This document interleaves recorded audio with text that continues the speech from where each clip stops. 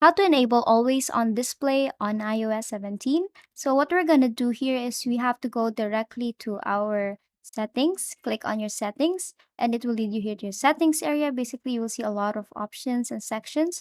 But what I want you to do is to scroll just a little bit up until you see here the general section, and you will see a lot of options, of course. And then you have to go here to your display and brightness. So since we want to always on or always turn on our display mode on iOS, what we're gonna do here is to click on display and scroll all the way down up until you see the auto lock here.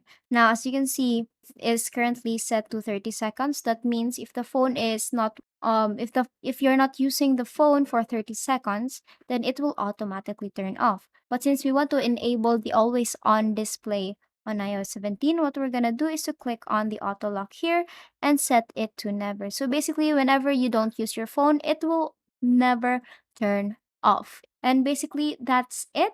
And that is how you enable always on display on iOS 17. And that is all for today. If this video helped you, please don't forget to like, share, and subscribe to the YouTube channel to show your support. Thank you for watching.